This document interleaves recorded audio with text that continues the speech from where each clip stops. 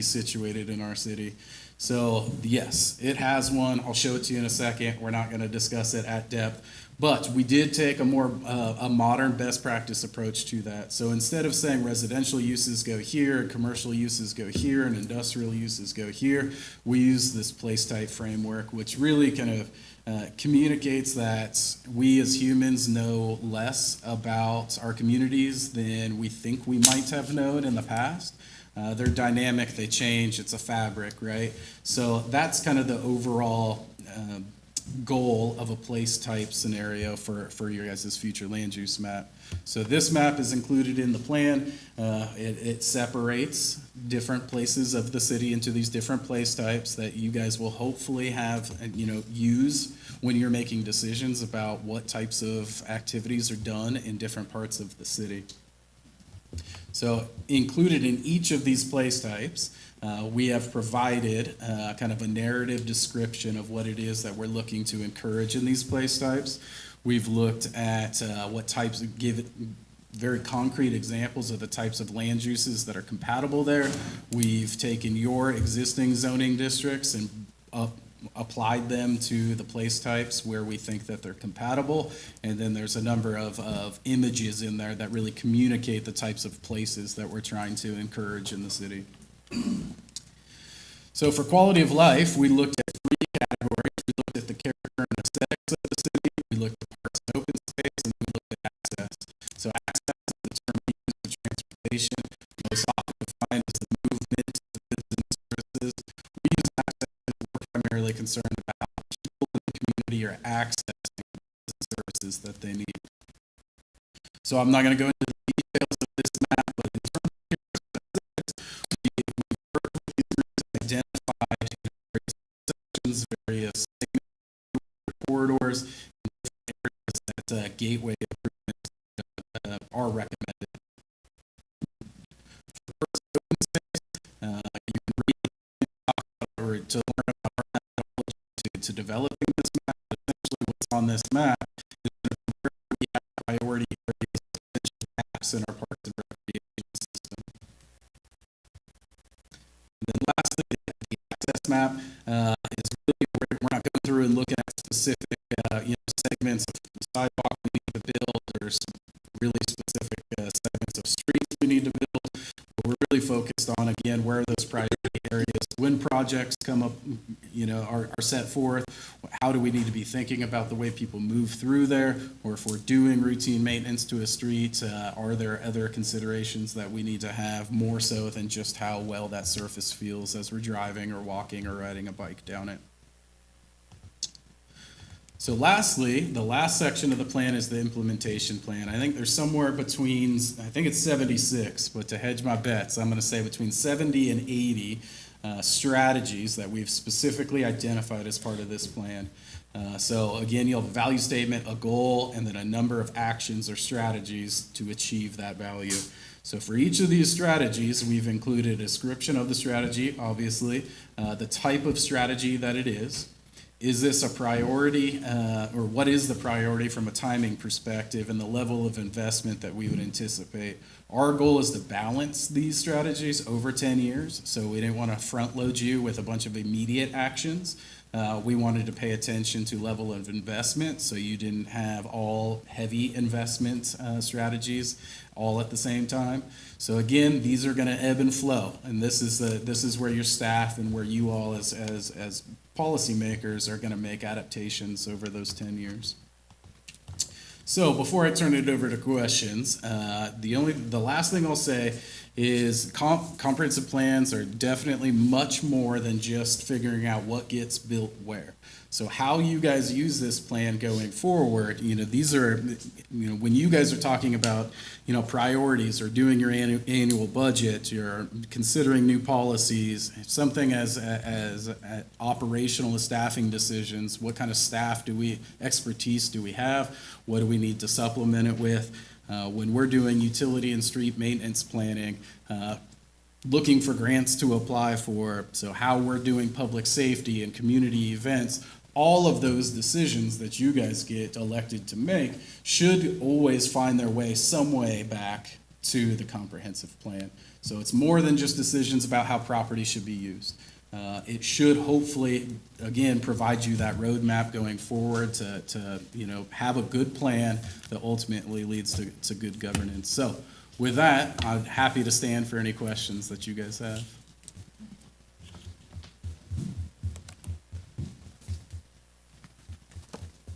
Any questions? Yeah, I don't have any questions. I mean, I've sat through so much of this, so, I think I know the plan pretty well. I just want to say, thank you to the whole group, and thank you to Lance. You kind of guided us through this whole process, and sure do appreciate what you've brought to this project.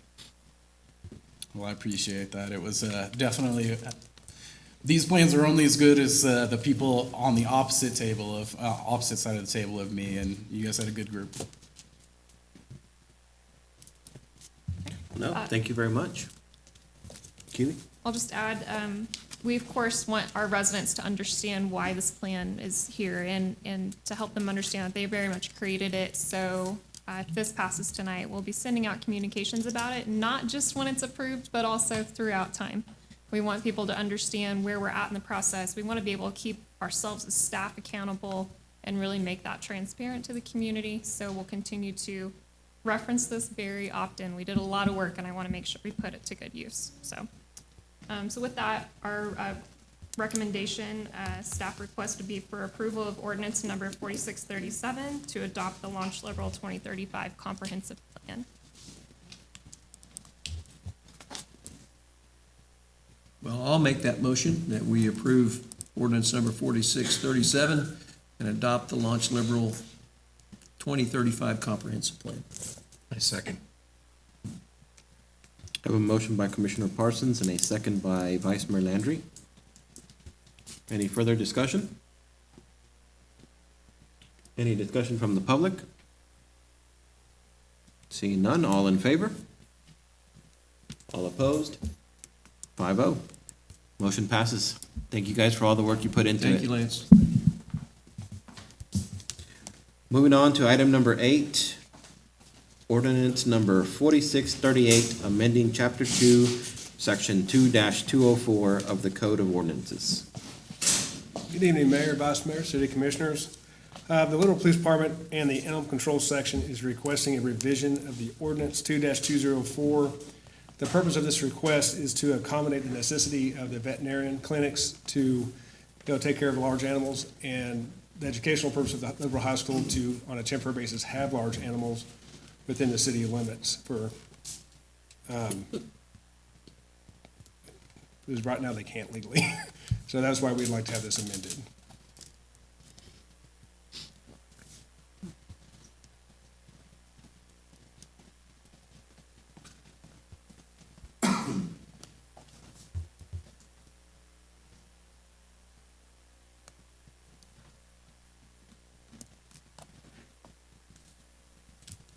I mean, this is going on right now, so we just basically just changing our code to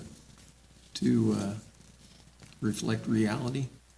I mean, I'm assuming that the vet clinics have large animals. Like Dr. Jones at, North Kansas, he brings in horses and cows. Yes. My understanding is the Liberal High School is wanting to start bringing in larger animals such as cows and horses for an educational purpose. This will also allow them to legally do this on a temporary basis.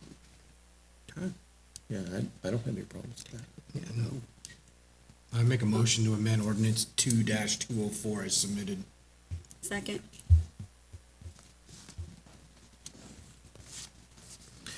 I have a motion by Vice Mayor Landry and a second by Commissioner Vasquez. Any further discussion? Any from the public? Okay, seeing none, all in favor? All opposed? 5-0, motion passes. Thank Thank you. you. Thanks, Jeff. Item number 9, ordinance number 4639, rezone 101 East Second to a C3 core commercial. Mr. Mayor, Commissioners, this is the old Sunflower Electric building at the corner of Second and Washington, which recently sold to a new owner. The owner, looking at the uses for the building, thinks it's close enough to the downtown area there to rezone it. They're looking at remodeling the building into retail spaces and they need to rezone it for that. It did pass planning and zoning on July 10th unanimously. I have received no comments for or against this rezone, and we did wait the 14-day protest period since planning and zoning has looked at it. I will tell you, the owner was not able to be here tonight, so hopefully if you have any questions, I'm good enough to answer them. Any questions? I'm comfortable with that location as well. Well, I'll make a motion that we approve the ordinance 4639 rezoning 192nd Street to C3 for commercial district. Second. A motion by Commissioner Vasquez and a second by Commissioner Parson. Any further discussion? Any from the public? All in favor? All opposed? Motion passes. Thank you. Moving on to item number 10, resolution number 2436, authorization of the housing preservation. Mayor, Vice Mayor, and Commissioners, before you is Resolution 2436, which authorizes the submission of a housing preservation grant through USDA Rural Development. If awarded the grant, it will provide assistance to homeowners for housing preservation, repair, or rehabilitation. We are currently using this grant, so this application will allow us to continue the program if funding allows. So staff recommends approval of Resolution 2436, allowing the application of the USDA Housing Preservation Grant and allowing the city mayor, city manager, and finance director to execute grant documents.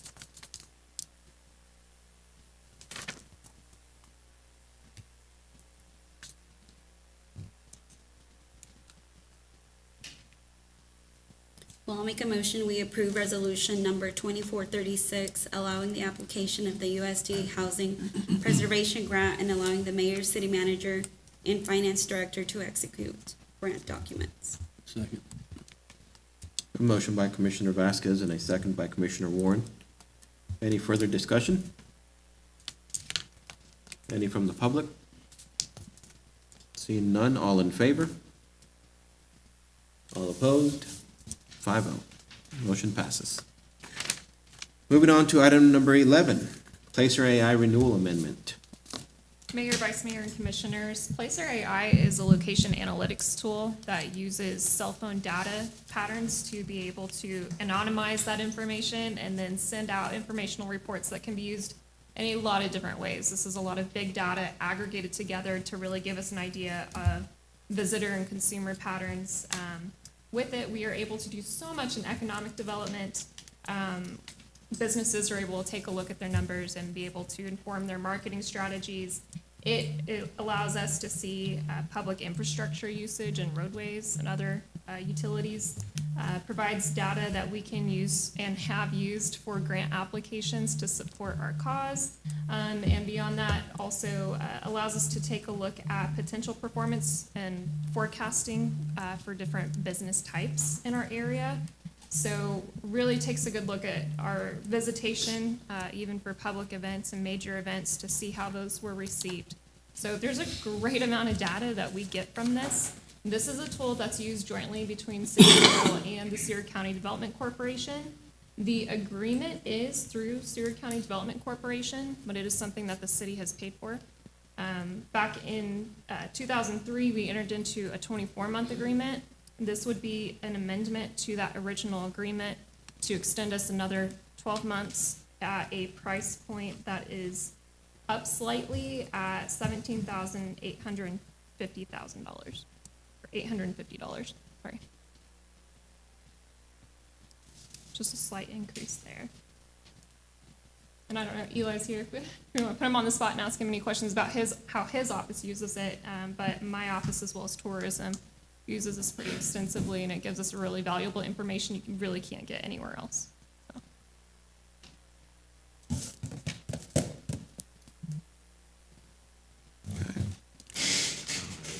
No question? Is this for 1 year, an extension for 1 year? For 1 year. Okay. Yes.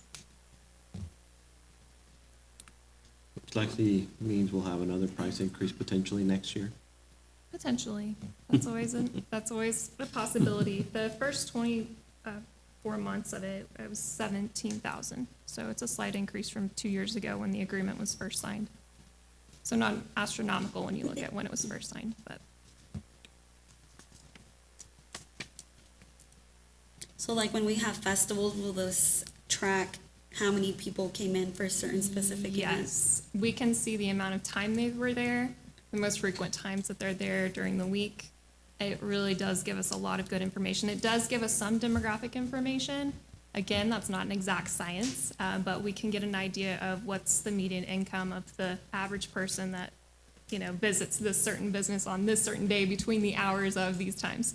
I mean, you can really drill down in the data itself. It's a very neat program. You can even see where they go after you go. Yes, you can see where they came from, so we're able to see other smaller communities around That's us crazy. and who's coming in, where they're staying, where they're eating, where they're shopping, and where they go from there. So it is a really neat tool. So it's basically big data we're investing in. Yeah, I mean, we've specifically drilled down on sporting tournaments, festivals, different city events that we've had.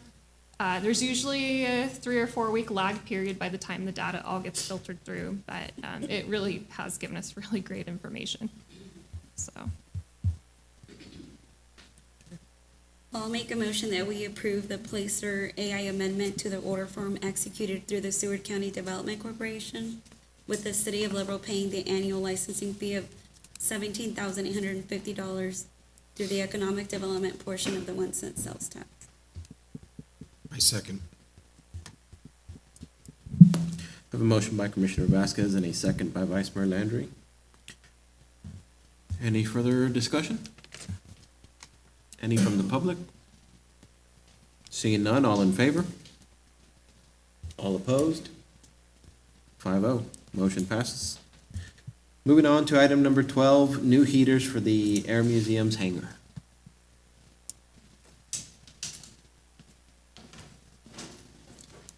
Good evening, Mr. Mayor, Mr. Vice Mayor, Commissioners. As you know, for many years now, we've had a serious problem in the 80,000 square foot hangar area of the Air Museum. Basically, if it frosts at night, it rains in the hangar, and a lot of rain. So we've tried different things over the years to solve the issue. Nothing seemed to have resolved it, so we hired a engineering firm out of Kansas City to come in and evaluate the situation.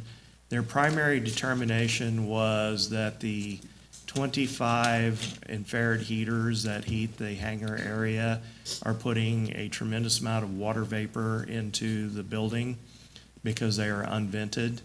And when you burn natural gas, one of the byproducts that's released into the air is water vapor.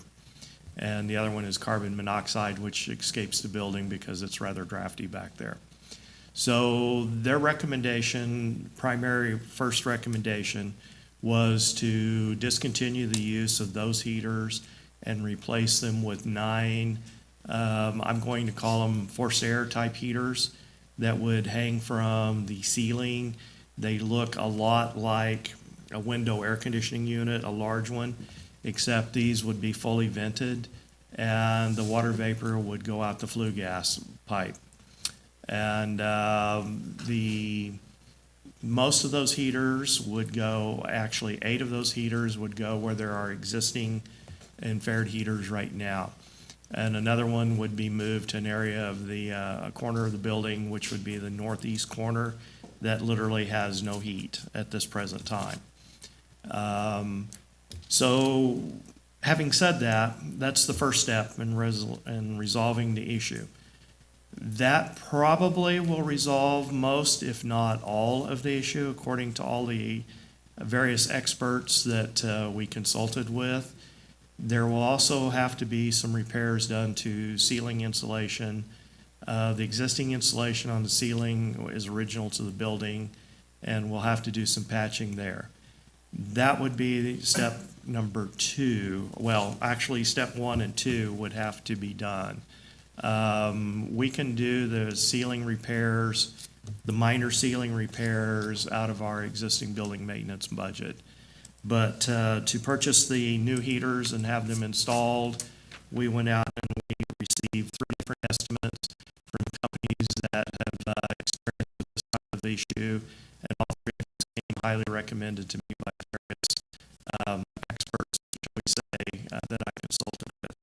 So the three estimates, Lincoln's Total Comfort and Liberal was significantly less than the others, and staff is recommending that we go with their estimate and go ahead and start that installation process, so it'll be ready by this winter.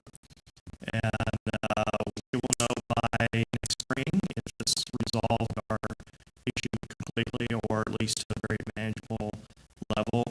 If it doesn't, then the only other thing we would be able to do basically would be replace all the insulation, which we do not want to have to do. So I'm hoping this will work.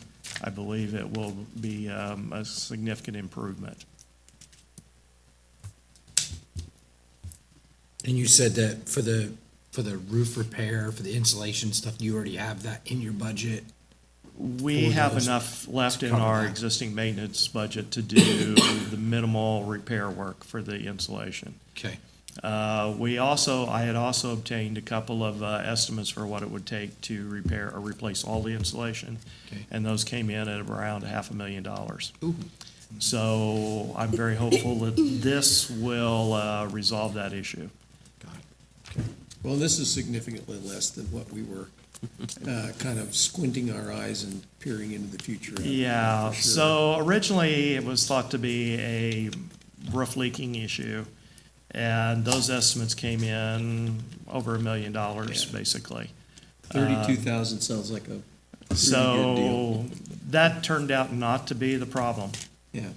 And I'm very hopeful that, we actually had budgeted $170,000 for this year for capital improvements, and this was included in that.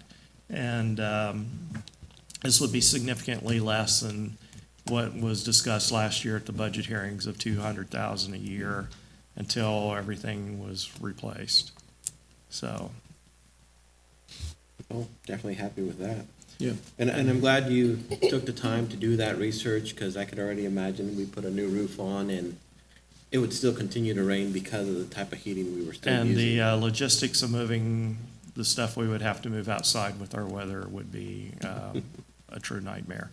So, on the plus side, there will be about a dozen of those infrared heaters that will be available for repurposing in other buildings or for sale.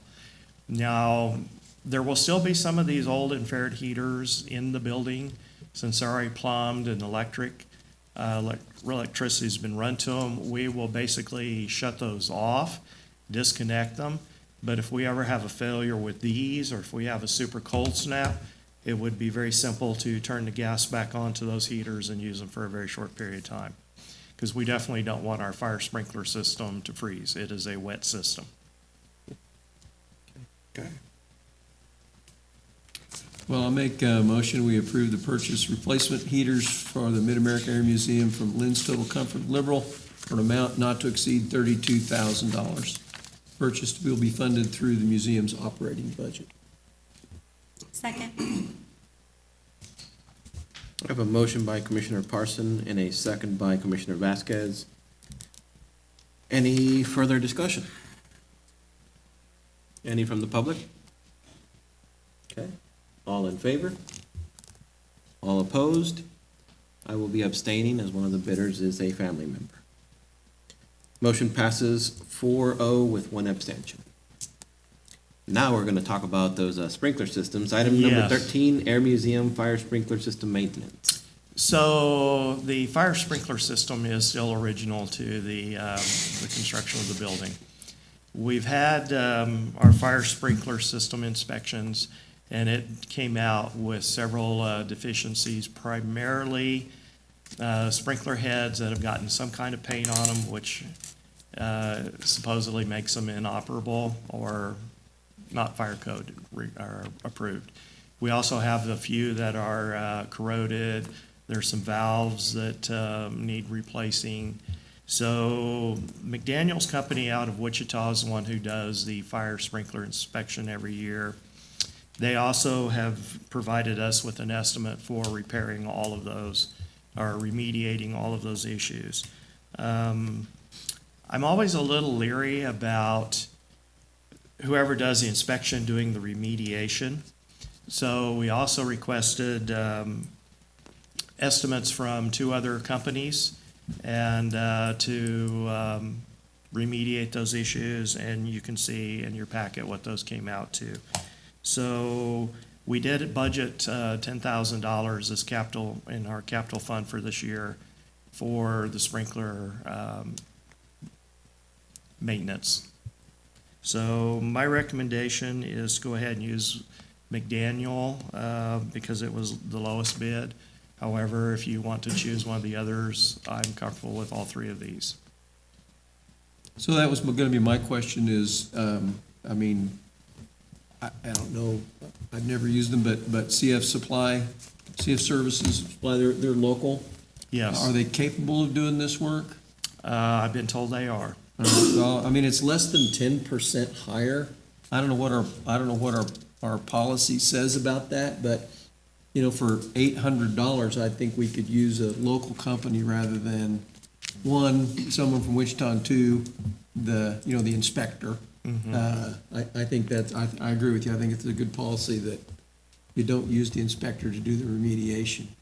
And if they're capable of doing the work, you know, I think it's worth throwing the job to a local company.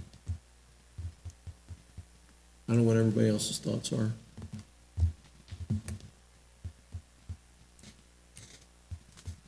Kind of feel the same. That's always been a conversation we've had. I think you've had those a lot more, Ron.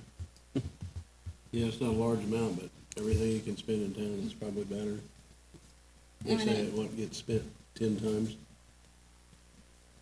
And the way I see it is a lot of those companies are usually investing back in our community and our sports Yeah, and our sure. schools, so.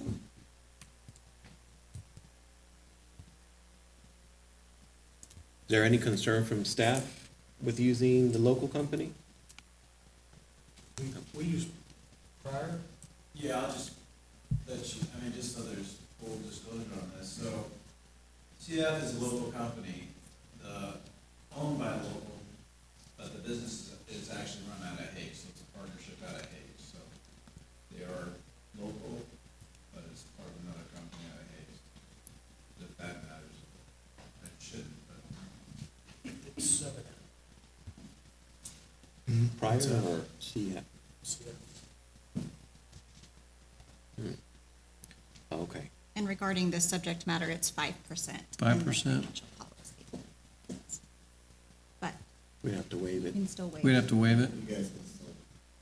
That's 73. You also mentioned we've used prior, We currently use prior. and where are they from? They are from Great Bend. Okay.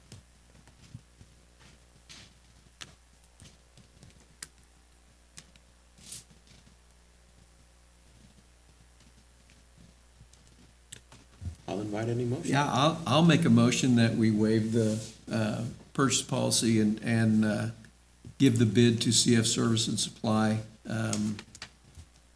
for an amount not to exceed, what, 8,100?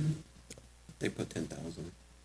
Oh, not, okay, not to exceed 10,000. No, they got an Oh, not to exceed 8,000, Yeah. 8,000, but I'd say 8,100 to match their bid. Is that confusing enough?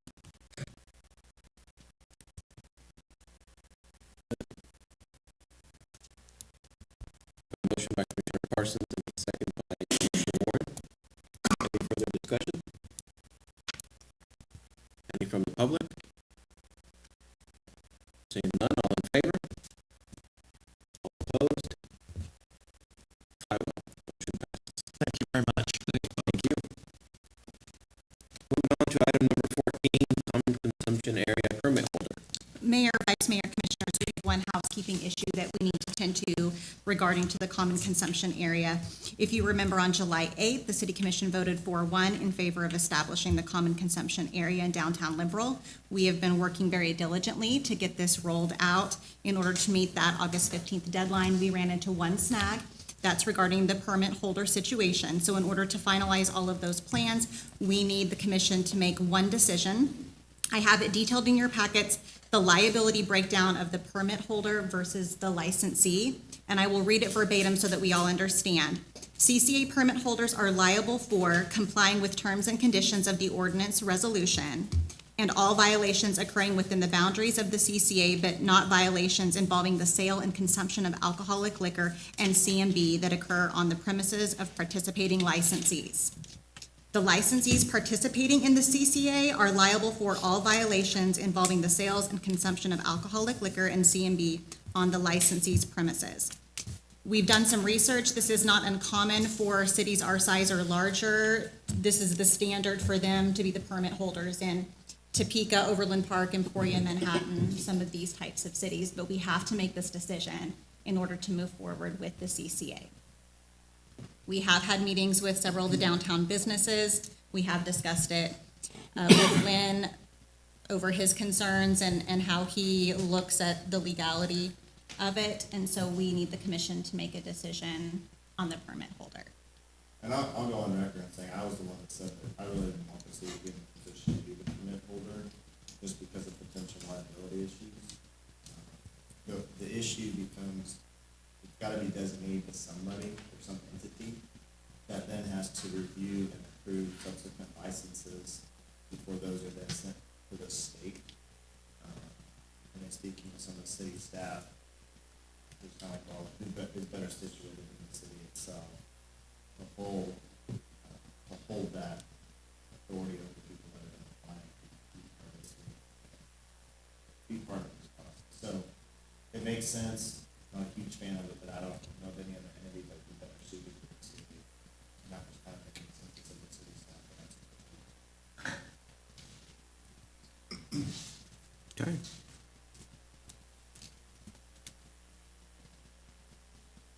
Any other questions?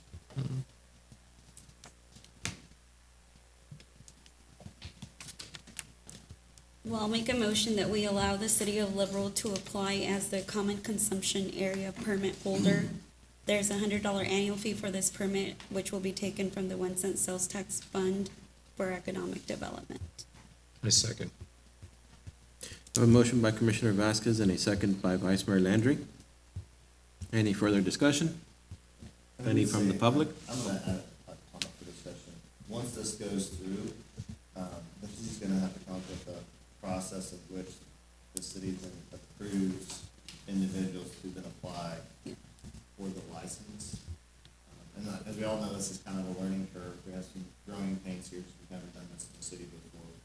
And maybe that's something city staff can work on, some kind of a criteria that we can have an internal process to sign off on approval, so that an individual who wants to participate, when they apply for a license to the state, they have to get approval of the city first. And then the city can review that criteria, approve it, and sign off on the application. That's all I would add. Yeah, we have a subcommittee of people, myself, Alicia, Keely, Brad helps with a lot of things, more material in nature, signage and such, but we can put together a process. Okay. I'm sure the handbook would have something as well on how, It's a surprisingly short handbook. Interesting. honestly. they get very detailed on a few things and then not on the rest. Because they ask for a letter or your approval, but they don't ask how they want your approval to look. Okay, good to know. Just one other comment. Thank you. In that case, all in favor? All opposed? 5-0, motion passes. This time we'll move on to item number 15, city staff. I'll go first. Since we're talking about the CCA, if you drive down there, traffic maintenance guys, I think they're completely finished with the signage on the poles. We have to do about 25 paintings on the sidewalk to define those areas and install 16 crosswalks. So we should be done fairly quick, but the signage is up, so it's definitely defined of where you can and cannot go. Yeah, I was down eating barbecue, today, and saw the signs that you have there on the stop sign at Second and Washington, and they look nice. And they're very, I mean, you know when you're leaving, you know when you're entering, so that's a good thing. And on top of that, there'll be a pretty good sized painting on the sidewalk that shows when you're leaving and when you're entering too. So there shouldn't be no, well, I didn't know. Well, you Right. stepped right on it, so. Yep. I don't know if you've noticed, the Randall Pond, it's got a lot of water in it. And I drove over after Friday night's rain, and those houses that are along there, you could usually see a debris line. Yep. There was zero debris line. So water's not retaining on that street anymore? It's going right to the pond like it's supposed to. There's a do. little bit left in that dip. I was by there the other day too, and that's Yeah. it. Good, and that's all. Deal. And it's great. That's good. Nice. The concrete crew has finally got back to Washington Street by the PD, so they will start in there, and they're heading south down to Second Street, everything on that east side. I'm not so sure if some of that, we don't have to go clear back to the building, it is so bad. But they'll be replacing all of that, and then down around that corner too, at Second Washington. School starts tomorrow officially, I'm pretty sure. Yes. So, school flashers have been set, so just remind people to, if you get a ticket, the flashers are on, so watch your speed limits. And I do want to clarify something that I read in a newspaper today about Tucker Road west of Western Street. It says the first mile on the south side is the City of Liberals. The first mile is not the City of Liberals, correct, Keith? We own about 1/8 of a mile, and that's it, and it's all blacktop. So I don't know if you've read the Haven't read that. article, but just to clarify, we don't own the south side of the first mile of Tucker Road. We own 1/8 of a mile, and it's blacktop. So, I just wanted to clarify that. Okay. Any other? Just a reminder of the special meeting before our regular meeting on the 26th. We're going to have a work session, special meeting at 3 o'clock in the chambers here. Any other city staff? All right, moving on to item number 16, city manager's report. Okay, so Mayor, Vice Mayor, Commissioners, I know we have one more meeting after this, so I will try to get through it pretty quickly. Thank you to everybody who attended our nonprofit hearing today. We had 16 total requests. Everybody gave about a 5-minute spiel, and I just want to thank them for everything that they do to make Liberal a better place. I think all of us working together to improve our community. And thank you, Kristen, for putting that together. I thought it went very smoothly, and I appreciate your work on that. I know Brad mentioned it, but a shout out to Juan and his crew in building maintenance and traffic control for all of their thinking of crosswalks and getting traffic signals turned on for school starting tomorrow. They are like clockwork, what they're supposed to do, and I really, really appreciate them always being on top of it. We did have a solid leadership meeting this morning. We discussed a little bit more about establishing, or rather reestablishing, some employee engagement programs where we do something for our employees every quarter. Sometimes we try to cram everything into December, and so I would like for that to be lengthened out across the course of the year. And so had many great ideas. Angelica was out this morning, but we will catch you up to speed on that. But really looking forward to kind of getting everybody together. I want to put 5 or 6 employees in a group that aren't necessarily the leadership team to give us their ideas and have them engaged with that. We will be releasing the names, or I guess the name of the bid winner for the bus facility later this week. We are working with Tesserae on getting that finalized. So we will send out emails and contact everybody for that. Thank you to the commission for helping us sort out the permit holder situation with CCA. It is a learning curve. We are all trying to figure it out. I think it will go very smoothly once we do roll it out. And we sat down with Levi and Tortuga the other day and had several great ideas of what's to come. So I think people in Liberal will very much enjoy some of those things. I already have lots of questions about that. And congrats to Keely for finally getting the comp plan passed. I know that was a labor of love for you, and I can't hardly take any credit for that. You really drove that from the beginning. I just jumped in at the very end, so thank you so much.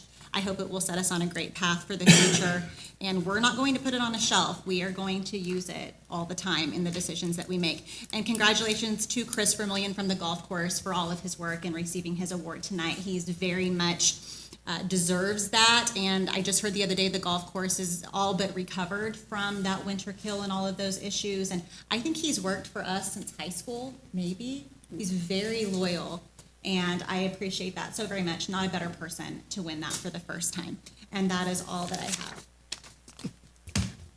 Thank you.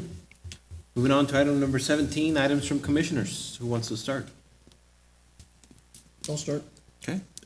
Just real quick, because I know we're not done. Thank you, staff. You continually and you do continue to knock it out of the park. So pleased with our staff. So thank you very much for all you do. That's all I have. Once again, thank you, staff, for everything. Great presentation today to everybody who came out for our nonprofit. It was good to hear the presentations from everybody, and I think that we've done some really good things there. I feel good, confident about what we put together. Tomorrow, school starts. I've said it last year. I hit on it pretty good. We need to slow down. You know, I see it every year where I live. People are flying around, wanting to get to school, cutting side roads to get around the school zones. It becomes a problem, and it's just one of those things where it's like literally an extra 5 minutes out of your day if you just slow down a little bit. But kids are walking in between cars, and I encourage people to really just, think of the kids. Leave 5-10 minutes early for work. You'll be fine. It'll work out. Summer's wrapping down now. I think hopefully we won't be 100+ degrees anymore. The rain has been really nice. And in the industry that I'm in, it's been really good, so, farmers are extremely happy, so that's a good thing. Other than that, I don't really have much of anything, so, yeah, Okay. thank you. Thank you. Ron? They didn't get too much rain? What's that? You said the farmers are happy. I said, did they get too much rain? I don't think so. There's They're no driving such their thing. corn right now. It's good, as long as, except for the people that are torn by hail this past weekend. I'll keep it short since we're gonna be here for a while. Thanks, staff, for everything you do, and I wanna thank everybody that, spent a lot of time on the comprehensive plan. It's nice to see that we have one again, and something to use for a guideline and to use for hopefully the next 10 years into the future, and make adjustments as we need, but that's all I got. Well, the same, just wanted to thank all of the staff for all of their hard work. I've heard a lot of great compliments throughout the community about all of the new initiatives we're rolling out, all of the new projects, and so overall, I'm just hearing positivity, but it wouldn't be possible without the support of all the staff. And of course, the support of the commissioners. We're launching a lot of new projects, so it's just nice to see our hard work actually becoming a reality. And just looking forward to our next session, our next meeting, and digging into economic development a little more. Okay. Nope, as always, thank you to all the staff for all the work you do. Shout out to Chris Vermillion for his quarterly award. I wish we could do more fanfare, but definitely here it's, we're already on hour 4 and probably have another 1.5 to go. So thank you to everybody for coming down. And then just that reminder, you all will be getting your tax estimates this year, within this week. Definitely call all your commissioners, kind of have those questions, keep everyone in line, but remember, it is an estimate, and look to see where those increases are coming from. That's all I got. Moving on to item number 18, the vouchers. Make a motion, we approve the vouchers in the amount of $1,380,148.13. Second. Have a motion by Commissioner Warren and a second by Vice Mayor Landry. Any further discussion? All in favor? All opposed? 5-0. Motion passes. We are currently